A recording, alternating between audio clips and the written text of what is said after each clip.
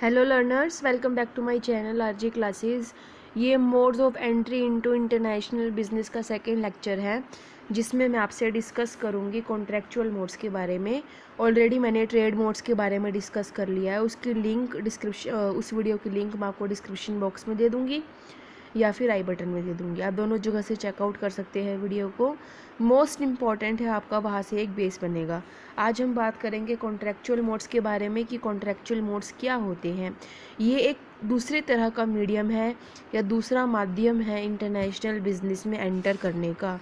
यानी नाम से ही क्लियर है कि जब आप किसी कॉन्ट्रैक्ट के थ्रू इंटरनेशनल बिजनेस में एंटर करते हैं, वो आपके होते हैं कॉन्ट्रैक्चुअल मोड्स। यानी जब आप या फॉरेन कंपनी आपके साथ किसी कॉन्ट्रैक्ट में आती है और कॉन्ट्रैक्ट के थ्रू जब आप न्यू मार्केट्स को एक्सप्लोर करते हैं अलग अलग कंट्रीज़ की, उसे हम क्या कहेंगे? कॉन्ट्रैक्चुअल मोड्स कहेंगे।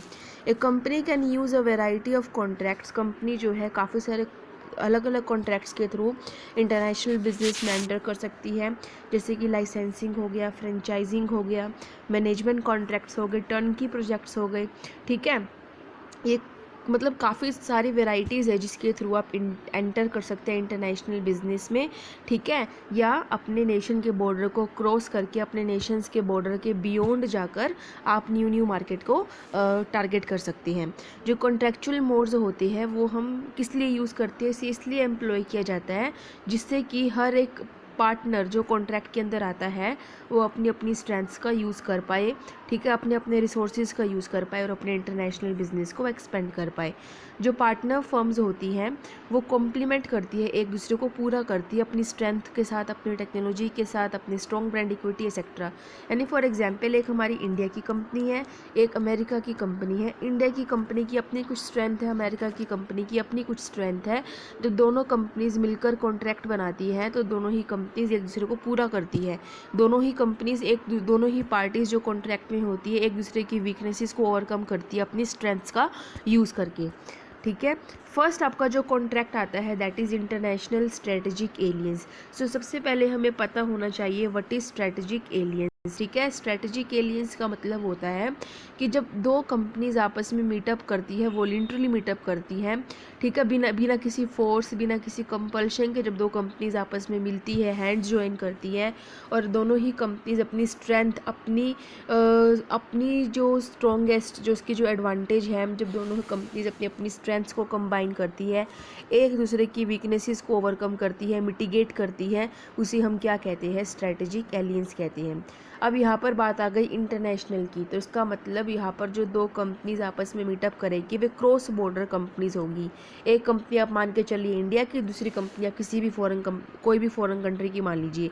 ठीक है, या कोई भी दूसरी कंट्री की कंपनी मान लीजिए। तो यहाँ पर जो दो कंपनी के बीच का मीटअप होगा, एक कंपनी अगर आपके इंडिया की है तो दूसरी कंपनी बाहर किसी दूसरी कंट्री की कंपनी होगी वे, या फॉरेन कंपनी भी आप कह सकते हैं। तो उन दोनों कंपनीज के बीच में जब टाई अप होगा, ठीक है, बिना यहाँ पर कोई इन्वेस्टमेंट नहीं होती, कोई इक्विटीज टाई अप नहीं होता, यहाँ पर वॉलंटरी मीटअप होता है दोनों ही कंपनीज का, जिसमें वे अपने रिसोर्सेज को पूल करते हैं। ठीक है, अपने स्ट्रेंथ्स को कंबाइन कर कर एक ऑब्जेक्टिव अचीव करते हैं, वो आपका होता है इंटरनेशनल स्ट्रेटेजिक एलियंस। नेक्स्ट बात करेंगे हम इंटरनेशनल कॉन्ट्रैक्ट मैन्युफैक्चरिंग की। अब यहाँ पर सबसे पहली बात की होता क्या है, ये देखिए, एक दो कंपनीज के बीच में एक वर्किंग एग्रीमेंट क्या होता है? एस्टेब्लिश होता है, और उसी को ही हम क्या कहते हैं? कॉन्ट्रैक्ट मैन्युफैक्चरिंग कहते हैं। अब यहाँ पर दो कंपनीज की बात की जा रही है, सेम पॉइंट है, यहाँ पर दो कंपनीज आपकी क्रॉस बॉर्डर कंपनीज होंगी। यानी दो कंपनीज जो है यहाँ पर अलग अलग कंट्री की कंपनीज की बात की गई है। ठीक है, इस एग्रीमेंट के तहत एक कंपनी जो है वो पार्ट प्रोड्यूस कर सकती है या कोई मटेरियल प्रोड्यूस कर सकती है दूसरी कंपनी के बिहाफ पर। ठीक है, आई होप आपको यहाँ तक अच्छे से क्लियर हो गया। मैं अगेन रिपीट करती हूँ, कॉन्ट्रैक्ट मैन्युफैक्चरिंग जो होती है इंटरनेशनल लेवल पर, इसमें जो दो कंपनीज आपस में कॉन्ट्रैक्ट करती है, जो एक कंपनी होगी वो दूसरी कंपनी के बिहाफ पर कुछ प्रोडक्शन कर सकती है, कोई पार्ट प्रोड्यूस कर सकती है, कोई मटेरियल।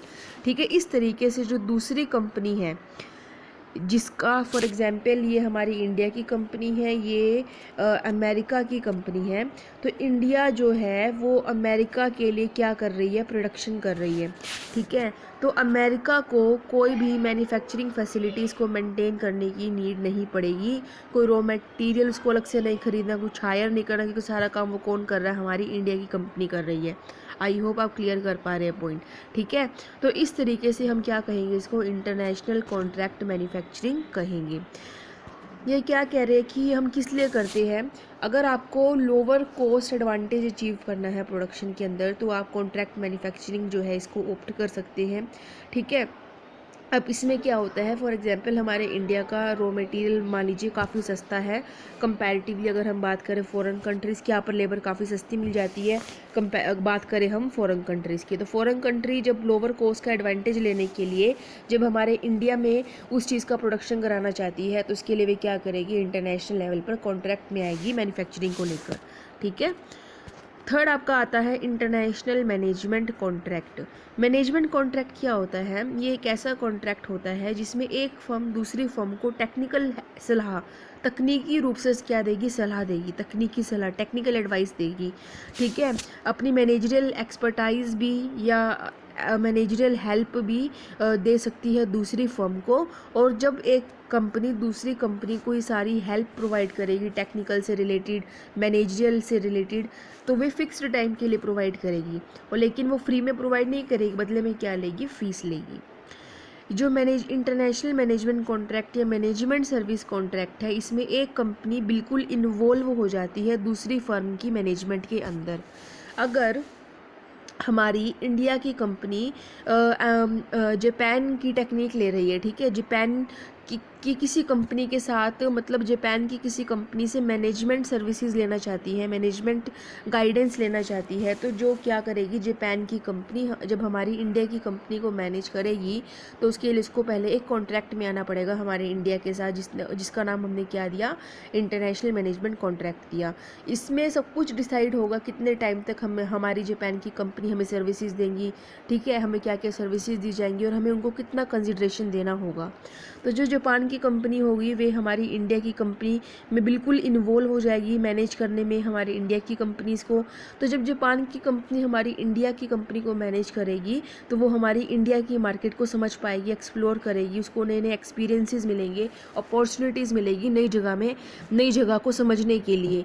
और उसने कोई इन्वेस्टमेंट भी नहीं किया, यानी जापान की कंपनी को बल्कि कुछ ना कुछ मिलेगा ही, जो वे सर्विसेज दे रही है उसको कुछ भी इन्वेस्ट करने की नीड नहीं है, कुछ पैसे लगाने की ज़रूरत नहीं है, और फिर भी वो नई नई मार्केट्स को एक्सप्लोर कर पाएगी। तो ये इंटरनेशनल मैनेजमेंट कॉन्ट्रैक्ट एक बहुत अच्छा तरीका है, बिना किसी इन्वेस्टमेंट के आप नई नई मार्केट्स को एक्सप्लोर कर सकते हैं। आपको ये यहाँ से बहुत बड़ी अपॉर्चुनिटी मिलती है कि आप इंटरनेशनल लेवल पर किसी भी बिजनेस में एंटर कर सकते हैं, ठीक है। अगर हम अपने इंडिया को लेकर चले, तो हमारी इंडिया की कंपनी भी बाहर किसी भी कंपनी को मैनेज कर सकती है, अपनी टेक्निकल एडवाइस, अपनी मैनेजमेंट एक्सपर्टाइज बाहर किसी भी कंपनी को प्रोवाइड कर सकती है। इसलिए हमारी India easily international management contract के थ्रू किसी भी कंपनी को एक्सप्लोर कर सकती है। तो एक बहुत अच्छा तरीका है। अब आगे हम देखते हैं कि ये जो एग्रीमेंट होती है, इसमें जो एक फर्म होती है वे मैनेजरल एक्सपर्टाइज प्रोवाइड करती है, उनके डेली के बिजनेस को ऑपरेट करने में हेल्प करती है, ठीक है, लेकिन बदले में क्या लेती है, कुछ मॉनेटरी कंपनसेशन लेती है। जो मैनेजिंग फर्म, ठीक है, यानी जो मैनेजिंग फर्म जो है, यानी जो मैनेज कर रही है फर्म किसी दूसरी फर्म को, वो मैनेजिंग फर्म को क्या मिलता है, रेवेन्यूज़ मिलता है, यानी जिस फर्म को मैनेज करके वे प्रॉफिट्स अर्न कर रही है उस कंपनी के लिए, उस कंपनी को जो भी प्रॉफिट्स हो रहे हैं उसका कुछ पार्ट या कुछ परसेंट वे कमीशन वे खुद भी लेती है, जिसको हमने क्या कहा, मॉनेटरी कंपनसेशन कहा। तो इंटरनेशनल मैनेजमेंट कॉन्ट्रैक्ट एक तरीका है जिससे मैनेज्ड फर्म जो है वे एक्सपर्टाइज को अटेन कर सकती है और एक नई फील्ड में अपना एक्सपीरियंस गेन कर सकती है। आई होप आपको ये अच्छे से क्लियर हो गया। पॉइंट टेलीग्राम पे मैंने PDF प्रोवाइड ऑलरेडी कर दी है, आप वहाँ से वहाँ जाकर इस चीज़ को रीड आउट कर सकते हैं। नेक्स्ट आपका आता है टर्न की प्रोजेक्ट। बहुत इंपॉर्टेंट पॉइंट है ये कि टर्न की प्रोजेक्ट क्या होता है। This project refers to a project in which clients pay contractors to design and create new facilities and train workforce. A turnkey project is mode for a foreign company to export its technology and process to other countries by building a plant in that country. पहले हम बात करते हैं कि turnkey project होता ही क्या है। यानी जब आप किसी ऐसे बंदे को ढूंढते हैं, किसी ऐसी पार्टी को सर्च करते हैं जो आपके लिए प्रोजेक्ट रेडी करके दे, ठीक है, आपके लिए सारा काम रेडी करके दे, और जब वो चीज़ रेडी हो जाए तो वो प्रोजेक्ट आपको हैंड ओवर कर दे, यानी उस प्रोजेक्ट की चाबी आपको वापस कर दे, तो उसे आप क्या कहेंगे, टर्न की प्रोजेक्ट कहेंगे। ठीक है, अगर मैं एक आपको बहुत अच्छा एग्जाम्पल देती हूँ, फॉर एग्जाम्पल अगर आपको अपनी बिल्डिंग कंस्ट्रक्ट करानी है, बहुत सिंपल और बेसिक सा एग्जाम्पल है, अगर आपको अपनी कोई बिल्डिंग कंस्ट्रक्ट करानी है तो आप किसी कॉन्ट्रैक्टर को पकड़ेंगे जो आपके लिए बिल्डिंग पूरा स्टार्टिंग से लेके एंड तक का सारा काम करके देगा। यानी आपको पहले पूरा एक नक्शा देगा तैयार करके, फिर कैसे कैसे स्ट्रक्चर प्रिपेयर करना है, कैसे फिनिशिंग करना है, ठीक है, यानी आपको पूरा एक प्रोजेक्ट रेडी करके दे दिया।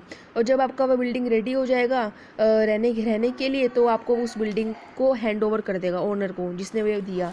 तो कहने का मतलब क्या है कि इसमें जो एक पार्टी है किसी दूसरी कंट्री की पार्टी को देखती है जो उसके लिए वहाँ पर क्या रेडी कर पाए, प्रोजेक्ट रेडी कर पाए, क्लाइंट्स रेडी कर पाए, और जब सारा रेडी हो जाए और वो चाबी किसको दे दे, उल्टा उस ओनर को दे दे, उसे हम क्या कहते हैं, टर्न की प्रोजेक्ट कहते हैं। टर्न की प्रोजेक्ट एक बहुत अच्छा मोड है एक फ़ॉरेन कंपनी के लिए कि वे अपनी टेक्नोलॉजी को भी एक्सपोर्ट कर सकते हैं दूसरी कंट्री में। ठीक है, इंडस्ट्रियल कंपनीज़ यूज़, अब जो इंडस्ट्रियल कंपनीज़ होती है वो टर्न की प्रोजेक्ट्स का यूज़ करती हैं, ठीक है, कि वे कॉम्प्लेक्स प्रोडक्शन टेक्नोलॉजी के अंदर अपने आप को क्या कर पाए, स्पेशलाइज कर पाए। ए कंपनी में expand internationally by making use of its core competencies in designing and executing infrastructure plants और मैन्युफैक्चरिंग फैसिलिटीज़ ओवरसीज। जो कंपनी है टर्नकी प्रोजेक्ट के थ्रू अपने आप को इंटरनेशनल लेवल पर एक्सपेंड कर सकती है अपनी कैपेबिलिटीज़ का, अपनी कॉम्पिटेंसीज़ का यूज़ करके, ठीक है, ओवरसीज़ लेवल पर। अगर फॉर एग्जांपल अगर हम किसी फॉरेन कंट्री में किसी ऐसे बंदे को पकड़ते हैं जो सारा काम करती है, जो प्रोजेक्ट्स रेडी करके देती है, जो ट्रेनिंग का काम देती है, तो हमने वहाँ पर किसी बंदे को पकड़ा और उसको हमने कहा कि भाई तो हमारे लिए ऐसे ऐसे तैयारी, मतलब हमारे लिए ऐसे मतलब कॉन्ट्रैक्ट रेडी करो, क्लाइंट्स रेडी करो, तो हमें बनी बनाई मार्केट मिल जाएगी फॉरेन कंट्री के अंदर। तो यानी एक और बहुत अच्छा तरीका है ये टर्नकी प्रोजेक्ट का कि आप इंटरनेशनल बिजनेस में ईजिली एंटर कर सकते हैं, ओवरसीज़ आप ईजिली एंटर कर सकते हैं। तो कॉन्सेप्चुअली टर्नकी का मतलब क्या होता है, प्रोजेक्ट को हैंड ओवर करना, किसको, क्लाइंट को। ठीक है, जब वे प्रोजेक्ट आपका हर एस्पेक्ट से कंप्लीट हो जाएगा और रेडी टू यूज़ हो जाएगा, तो आप उसे क्या कर दोगे, वापस उस क्लाइंट को क्या कर दोगे, हैंड ओवर कर दोगे जिसने आपको वो प्रोजेक्ट दिया। ये मोस्ट इंपॉर्टेंट मोड है हमारे इंटरनेशनल बिजनेस का। अब यहाँ पर एक एग्जांपल मैंने यहाँ पर यूज़ किया हुआ है, मैंने बहुत अच्छा एग्जांपल है ये। काफ़ी सारे जो government owned public housing projects हैं उसको हमने टर्नकी प्रोजेक्ट्स कहा, जिसमें जो प्राइवेट डेवलपर होता है वो सारी की सारी एक्टिविटीज़ को अंडरटेक करता है, प्रोजेक्ट को प्रोड्यूस करने से लेके उसको कंप्लीट करने तक का। ठीक है, फॉर एग्जांपल जितनी भी हमारे, आप समझ लीजिए जो भी गवर्नमेंट हमारे रिलेटेड प्रोजेक्ट्स होते हैं, ठीक है, गवर्नमेंट भी पूरे के पूरे टर्नओवर्स देती है, ठीक है, कि हमें इतने हाउसेस बनाने हैं, इतने फ्लैट्स बनाने हैं, हमें इतना बड़ा स्ट्रक्चर बनाना है, तो उसको बनाता कौन है, प्राइवेट डेवलपर्स बनाते हैं, सारा उनको रेडी करके देते हैं सब कुछ, और जब सब कुछ रेडी हो जाता है वो गवर्नमेंट को हैंड ओवर कर देते हैं, तो उसको हमने क्या कहा, टर्नकी प्रोजेक्ट्स कहा। फिर आता है हमारा इंटरनेशनल लीजिंग, मोस्ट इंपॉर्टेंट है गाइस, हमें सबसे पहले पता होना चाहिए कि लीजिंग क्या होता है। लीजिंग एक तरह का एग्रीमेंट होता है दो पार्टीज़ के बीच में। दो पार्टीज़ यहाँ पर आपकी होती है लेसर एंड लेसी। लेसर होता है उस एसेट का ओनर और लेसी होता है जो उस एसेट को यूज़ कर रहा होता है। आपने सुना होगा रेंट और लीज दोनों सेम होती है लेकिन थोड़ा सा डिफरेंस होता है, एग्जैक्टली सिमिलर नहीं होती, लेकिन 90% इसका जो कॉन्सेप्ट है वो सेम होता है। ठीक है, यहाँ पर जो लेसर होता है वो जो लेसी होता है, जो यूज़र होता है उस एसेट को यूज़ करने वाला, उसको अपनी एसेट रेंट पे देगा। ठीक है, उसे हम कहेंगे लीज रेंटल। ठीक है, तो जब वो उसे अपनी एसेट यूज़ करने के लिए देगा लेसी को, तो वह काफ़ी लंबे समय तक के लिए दे सकता है। ठीक है, तो अब यहाँ पर दो पार्टीज़ की जो हम बात कर रहे हैं, लेसर और लेसी, अब ये दो पार्टीज सेम कंट्री की नहीं होगी, अभी दोनों पार्टी अलग अलग कंट्री की होगी। तो उसे हमने क्या नाम दे दिया, इंटरनेशनल लीजिंग का नाम दे दिया। आ गया ना। But here both parties are not related to same country because we talk about international leasing. यहाँ पर जो दोनों पार्टीज होगी डिफरेंट कंट्री से बिलोंग करेगी, और जो एसेट होगा, जो यूज़र ऑफ एसेट होगा, वो लीज रेंटल देगा उस एसेट के ओनर को या फिर लेसर को। ठीक है, जो लेसी है सिर्फ उस एसेट को यूज़ करेगा, उसको अपने पोजेशन में लेगा, ना कि उसकी ओनरशिप राइट्स लेगा। यानी अगर हमारी इंडिया फॉरेन कंट्री की किसी भी एसेट को यूज़ कर रही है तो उसको सिर्फ यूज़ करने तक का ही राइट रखेगी, उसका ओनरशिप राइट हमारी इंडिया नहीं ले सकती। ठीक है, तो लीजिंग क्या है, ये एक ऐसी टर्म है जो हम सिर्फ tangible, very very important, leasing, international leasing को सिर्फ हम टेंजिबल आइटम्स के लिए यूज़ कर सकते हैं, इंटेंजिबल आइटम्स के लिए हम इंटरनेशनल लीजिंग को यूज़ नहीं कर सकते। उसके लिए नई टर्म आई है, दैट इज़ इंटरनेशनल लाइसेंसिंग। यानी हम, अगर आपको किसी दूसरी कंट्री की इंटेंजिबल चीज़ों को यूज़ करना है तो आपको उसके लिए लाइसेंसिंग का यूज़ करना होगा। ठीक है, इंटेंजिबल आइटम्स ऐसी आइटम्स जिसको आप टच नहीं कर सकते, जिसको आप छू नहीं सकते, ठीक है, जिसको आप देख नहीं सकते, उसको आप सिर्फ फील कर सकते हैं, लाइक पेटेंट्स, ट्रेडमार्क्स, किसी कंपनी का कोई फॉर्मूला, ठीक है, कोई नो हाउ, आप इन चीज़ों को इंटेंजिबल आइटम्स में इंक्लूड करेंगे। ठीक है, तो लाइसेंसिंग को हम इंटेंजिबल आइटम्स के लिए यूज़ करते हैं, लाइक नो हाउ, किसी कंपनी का आपको कोई फॉर्मूला चाहिए। ठीक है, और जब भी आप इंटरनेशनल लाइसेंसिंग के अंदर आएंगे, जब आप इस कॉन्ट्रैक्ट के थ्रू एंटर करेंगे इंटरनेशनल बिजनेस में, और जब आप किसी की कोई इंटेंजिबल आइटम्स को यूज़ करेंगे तो आपको बदले में कुछ पेमेंट करना होगा, और उस पेमेंट को हमने एक प्रॉपर नाम दे दिया, दैट इज़ रॉयल्टी। ठीक है, in this there will be two parties, इसमें दो पार्टीज़ होती है, एक लाइसेंसर होता है, दूसरी पार्टी होती है लाइसेंसी। जो आपकी होम बेस्ड फर्म होती है वो, अगर इंटेलेक्चुअल प्रॉपर्टी ऐसी प्रॉपर्टी होती है जो आप अपने माइंड, अपने इंटेलेक्चुअल लेवल का, अपने इंटेलेक्ट, अपने मेंटल लेवल का, अपने माइंड का यूज़ करके कुछ नया इनोवेट या कुछ नया क्रिएट या कुछ नया इन्वेंट करते हैं, उसे आप क्या कहते हैं, इंटेलेक्चुअल प्रॉपर्टी कहते हैं। तो जब कोई भी फर्म, होम बेस्ड फर्म, उस इंटेलेक्चुअल प्रॉपर्टी को ट्रांसफ़र करती है उसे हम कहते हैं लाइसेंसर, और जिसको वो प्रॉपर्टी ट्रांसफ़र की गई उसको हम कहते हैं लाइसेंसी। क्लियर। तीन तरह के लाइसेंसिंग प्रोसेस हो सकती है, trade process licensing, trademark licensing and cross licensing. ठीक है, प्रोसेस लाइसेंसिंग वो होती है जिसमें आप अपना कोई सीक्रेट शेयर करते हैं, अपना कोई फॉर्मूला शेयर करते हैं कि आप इस प्रोडक्ट तक कैसे पहुँचे, इस क्वालिटी तक कैसे पहुँचे, उसको हम कहेंगे प्रोसेस लाइसेंसिंग। ट्रेडमार्क लाइसेंसिंग में फॉर्मूला के साथ साथ आप उसका ट्रेडमार्क भी यूज़ कर सकते हैं। एंड क्रॉस लाइसेंसिंग में जब दोनों ही कंपनीज़ जो आपस में आ रही है एक कॉन्ट्रैक्ट में, एक लाइसेंस के अंदर, दोनों ही कंपनीज़ अपनी अपनी जो फॉर्मूले होंगे उसको शेयर करेंगी। ठीक है, उसको हम क्या कहेंगे, क्रॉस लाइसेंसिंग। क्रॉस लाइसेंसिंग को आप ये भी कह सकते हैं, एक हाथ से लेना और एक हाथ से कुछ, एक हाथ देना एक हाथ लेना, उसको आप क्या कहेंगे, क्रॉस लाइसेंसिंग कहेंगे। आई होप आपको यहाँ तक अच्छे से क्लियर हो गया। अगर मैं क्रॉस लाइसेंसिंग का एग्जाम्पल लेके चलूँ, कोक और पेप्सी का बहुत ही टक्कर वाला कंपटीशन होता है कोक और पेप्सी के अंदर।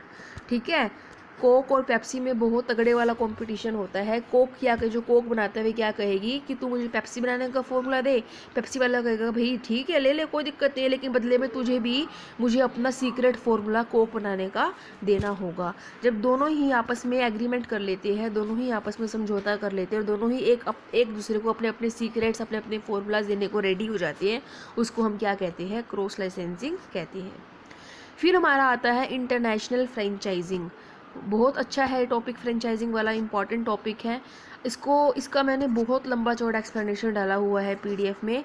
इसमें मैं आपसे सिर्फ मेन बातें करूंगी कि इंटरनेशनल फ्रेंचाइजिंग क्या होती है, जिससे आपको थोड़ा सा इजी हो जाए समझना। ठीक है, पहले हम बात करेंगे, जो मैंने हाईलाइट कर रखा है ब्लू में, देखिए फ्रेंचाइजिंग एक लाइसेंसिंग की ही फॉर्म है। ये लाइसेंसिंग नहीं है एग्जैक्ट, लेकिन उसी की ही एक स्पेशलाइज्ड फॉर्म है, जिसमें फ्रेंचाइजर सिर्फ इंटेंजिबल प्रॉपर्टी को ही सेल नहीं करता फ्रेंचाइजी को, बल्कि उसको ये भी सिखाता है कि उसे बिज़नेस कैसे करना है, या वो बिज़नेस जैसे करता है तुम्हें भी सेम उसी तरीके से उस बिज़नेस को करना है, वैसे ही रूल्स फॉलो करने हैं। उसे हम क्या कहते हैं, फ्रेंचाइजिंग कहते हैं। फ्रेंचाइजिंग, इंटरनेशनल फ्रेंचाइजिंग को हम मास्टर फ्रेंचाइजिंग और मास्टर लाइसेंसिंग भी कहते हैं। ये एक बहुत प्रॉफिटेबल तरीका है किसी भी अपने बिजनेस को ओवरसीज़ लेवल पर एक्सपेंड करने का। ये एक अरेंजमेंट होती है ये एक अरेंजमेंट होती है, किसके बीच में अरेंजमेंट, दो पार्टीज़ के बीच में अरेंजमेंट होती है। एक पार्टी दूसरी कंट्री की होगी, दूसरी पार्टी दूसरी कंट्री की होगी, ठीक है। जिसमें जो वन पार्टी है, जो फ्रेंचाइजर होता है, वो लाइसेंस देगा दूसरी पार्टी को, ठीक है, फ्रेंचाइजी को, कि वो राइट्स या अथॉरिटीज़ यूज़ कर सकता है उसकी, ठीक है। लेकिन बदले में इस फ्रेंचाइजी को क्या देना होगा, रॉयल्टी देना होगा, ठीक है। सो आई होप यहाँ तक आपको अच्छे से क्लियर हो गया होगा। फ्रेंचाइज़र में वो फ्रेंचाइजी को पावर दे देता है, ऑथोराइज़ कर देता है कि वे प्रोडक्ट्स को, गुड्स को, सर्विसेज को उसके नेम से सेल कर सकता है, उसके ट्रेडमार्क के, उसके ब्रांड नेम को यूज़ करके सेल कर सकता है। इस पूरे एग्रीमेंट को हम क्या कहते हैं, इंटरनेशनल लेवल पर फ्रेंचाइजिंग कहते हैं। कि जब आप किसी दूसरी कंट्री के साथ इस एग्रीमेंट के अंदर आते हैं तो उसको आप क्या कहेंगे, इंटरनेशनल फ्रेंचाइजिंग कहेंगे। फ्रेंचाइजिंग जो है काफ़ी ज़्यादा सिमिलर है लाइसेंसिंग को लेकर, ठीक है। दोनों में बिल्कुल मामूली सा डिफरेंस है। वो क्या है कि लाइसेंसिंग को हम यूज़ करते हैं प्रोडक्शन और मार्केटिंग के लिए, गुड्स की, यानी गुड्स की प्रोडक्शन और मार्केटिंग के लिए हम लाइसेंसिंग का यूज़ करते हैं। लेकिन फ्रेंचाइजिंग को हम सर्विस बिजनेस में अप्लाई करते हैं, ठीक है। जैसे कौन कौन से आपके फ्रेंचाइजर हो सकते हैं, restaurant, travel agencies, banks, wholesalers, ठीक है, जिन्होंने एक यूनिक टेक्निक डेवलप की है अपनी ही अलग से सर्विसेज को क्रिएट करने की या मार्केट करने की, ठीक है। मैकडोनल्ड, पिज़्ज़ा हट, वॉलमार्ट किसके एग्जाम्पल है, सारे के सारे हमारे फ्रेंचाइजर्स के एग्जाम्पल्स जो पूरे वर्ल्ड लेवल पर हमारे ऑपरेट करते हैं। तो गाइज़ ये कुछ कॉन्ट्रेक्चुअल मोड्स थे जिसके थ्रू आप इंटरनेशनल बिजनेस में एंटर कर सकते हैं या अपने बिजनेस को ओवरसीज़ तक एक्सपेंड कर सकते हैं। सो आई होप आपको यहाँ तक अच्छे से क्लियर हो गया। अगर आपको आज का वीडियो अच्छा लगा तो ज़्यादा से ज़्यादा लाइक ज़रूर दीजिए मुझे, एंड अपना पॉजिटिव फीडबैक ज़रूर दीजिए।